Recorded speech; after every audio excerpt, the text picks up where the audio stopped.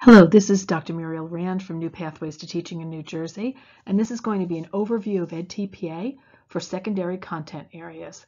That is, any teacher who is teaching only one subject. It could be elementary, middle school, or high school, but you are only teaching your subject. So let's get started.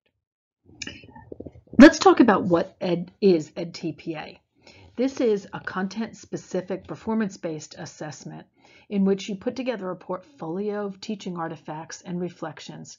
It is required for standard certification in New Jersey. What do you need to do in edTPA? Well, you need to plan 3 to 5 lessons and then write a planning commentary. I'm going to go over all of these in more depth in a minute.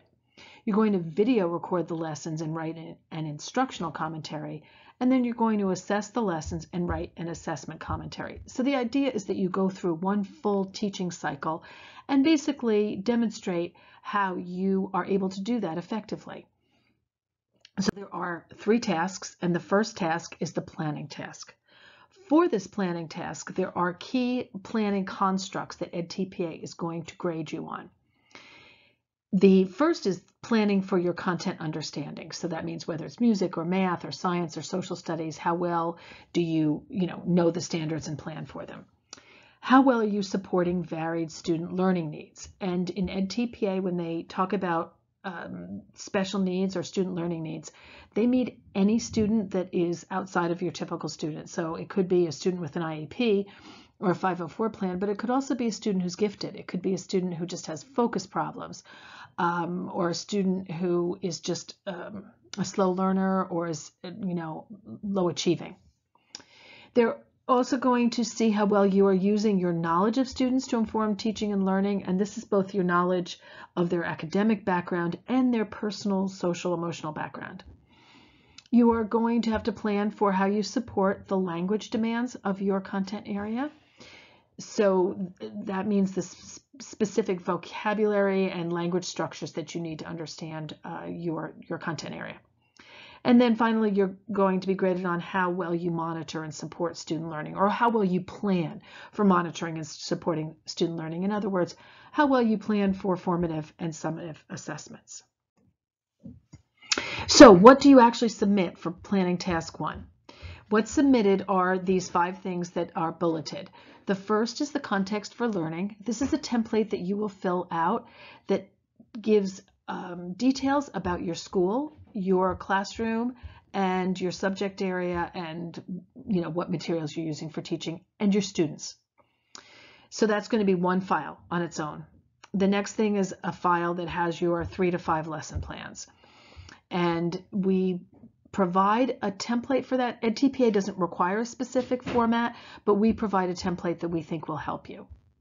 The third file that you will include is your instructional materials. So this is probably pretty simple, whatever, like a PowerPoint you're using, or workbook pages, or readings or anything like that, so that the evaluator can understand better what your lesson is.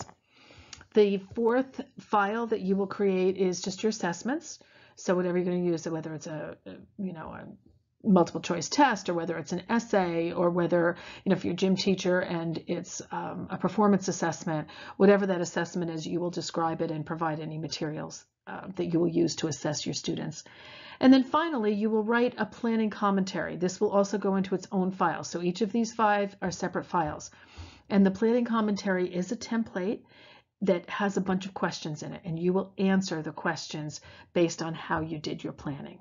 It's quite extensive and quite detailed. Okay, so that was task 1. Now let's look at task 2. Task 2 is instruction, and you're going to actually carry out your lessons. And while you're carrying out your lessons, you're going to need to demonstrate an effective learning environment, basically your classroom management, how you show rapport, how you connect to the students. Second is how you engage the students in learning. And again, you'll need to demonstrate that. How you deepen student learning. So, how you get them to go beyond just surface learning and deepen their learning. What techniques do you use?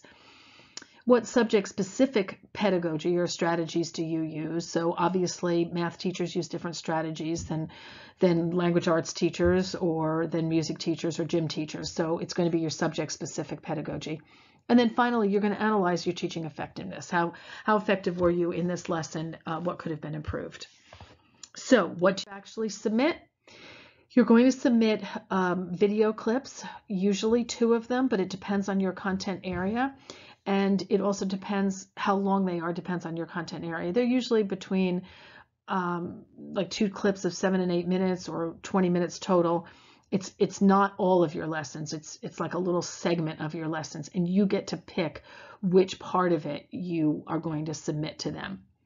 And then again, you will write an instruction commentary. This is quite extensive and detailed.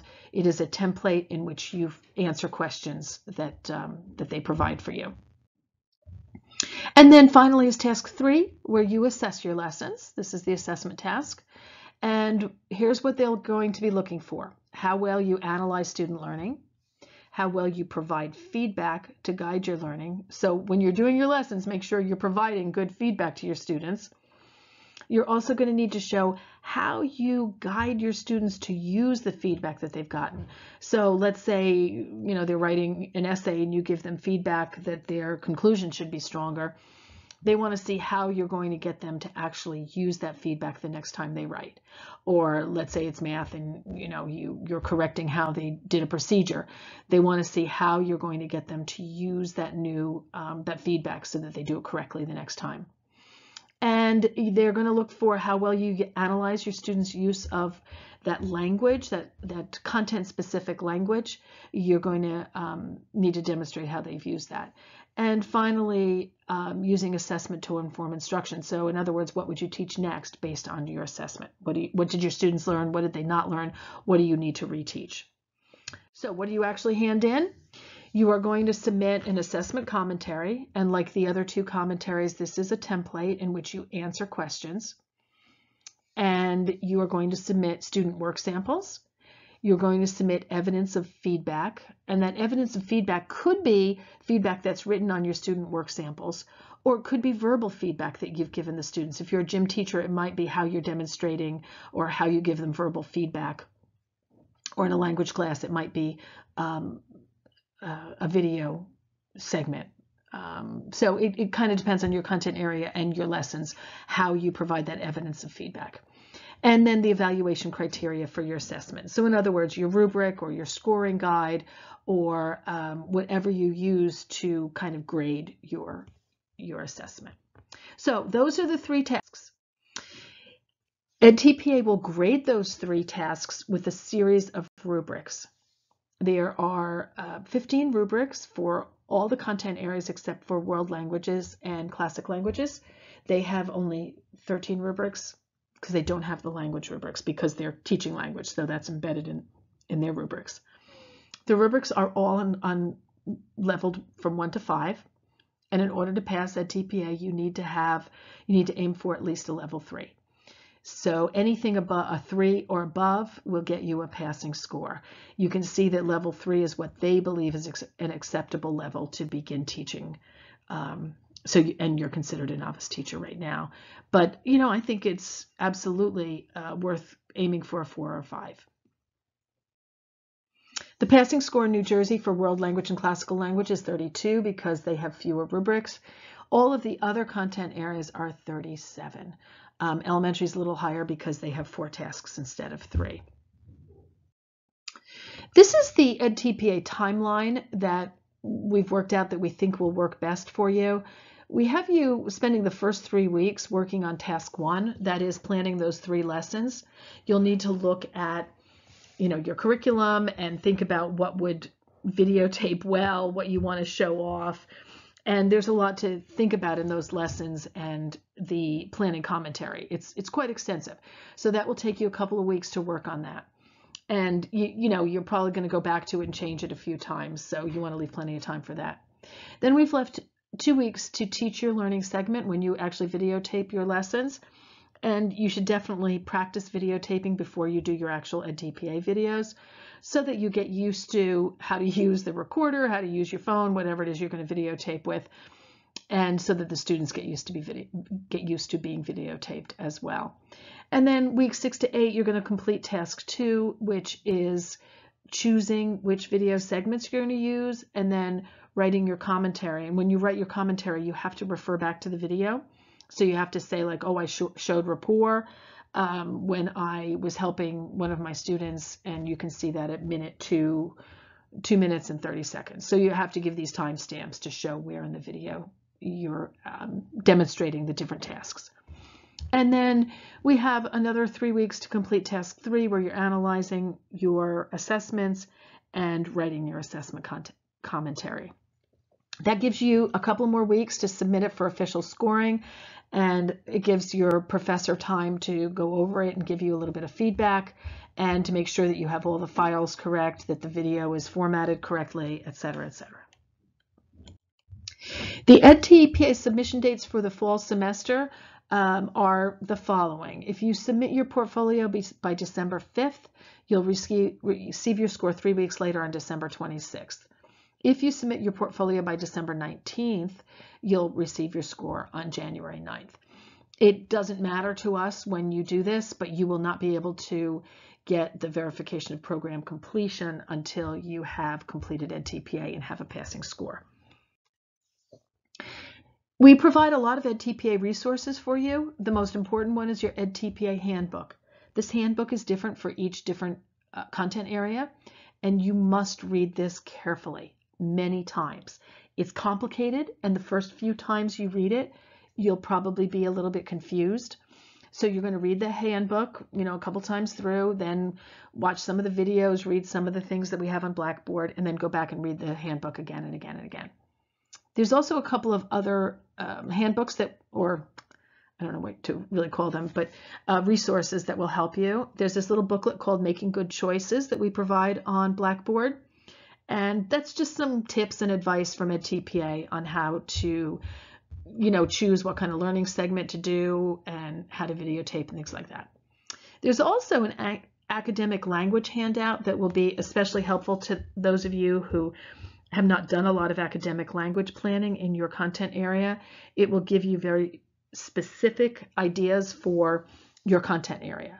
So obviously the academic language that you teach students would be different in math than it would be in science, than it would be in music, etc. So that handout will help you to understand what edTPA is looking for when they ask you to plan for academic language.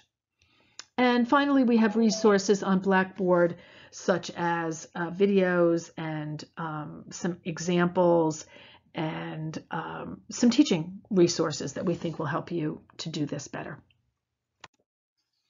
Here are some other edTPA tips for getting started. First of all, print out the edTPA handbook, put it in a notebook, keep it where you can access it easily. You must read this carefully again many times. That is your kind of Bible. The details matter. Because this is a standardized test, you must follow the directions exactly. If you have the wrong number of files, they will reject it. If you've included two different pieces of information in one file and they should be in 2 files, they will reject it. If your video is too long, they will reject it. If your planning commentary is too long, they will reject it. And then you're going to have to apply again, and you're going to have to pay to apply again. So don't do that. Just stay organized, keep up with the completion schedule, and pay attention to the details because they do matter. What happens if you don't pass? Don't panic. You can retake part or all of edTPA. Based on your score profile, you can choose to retake either the entire edTPA or you can just retake 1, 2, or 3 tasks. They will give you a score for each of the 3 tasks. In fact, there'll be multiple rubric scores for each of the 3 tasks, so you can see exactly where you had difficulty. And you can just redo 1 task. If you think you can really do much better on 1 task, you can just redo 1 of those and hope to bring your score up high enough. How much help can you get? Well, this is a little bit tricky. We are allowed to guide you through the process and provide resources. We can review your plans and commentaries and make general suggestions. We cannot edit. We cannot provide specific changes to your work. Because it's a standardized test, it's a national test, we can't really tell you what to do, what your lesson should be or what segments you should choose for your videotape, because that would essentially be cheating. So we're very careful. We're going to give you just, some generic feedback like, yes, this looks good, or no, I think this section needs a little more work, or, try to put in more of this or that. but it's really your responsibility to read the handbook and follow it. How is the course graded? The assignments in the course are the drafts that you create for your edTPA submissions. And we'll give you feedback and grades on this work, but we don't use the same scoring that edTPA uses. edTPA has very carefully prepared scores, and we are not edTPA scorers.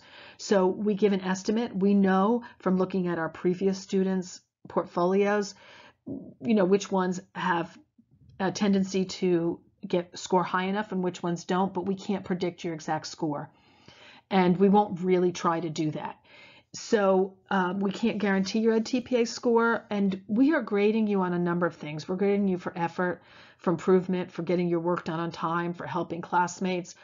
So this is really a support course, and the grade that you get in this course is more about how well you can reflect on your teaching, how well you can follow the time schedule, and how well you can help each other, because it does take a village sometimes to do a really good job on this. So what is your responsibility? We are here to guide you and provide resources, but you must read the handbook and ensure you've done every single thing they ask for. We are not going to go through your files that carefully. We couldn't do that. And we're really not allowed to give you that kind of help. But just make sure that every single thing they ask for is there and that you've completed everything you need to. We can certainly help you with this, though, and we'll give you all the guidance we possibly can, but you must be responsible for knowing the rules in the handbook. So that's the end. We wish you really well with edTPA, and we think you're going to do a terrific job, and we think this class is going to help you a lot. So I hope that helps to reduce your anxiety and get you started on the right foot.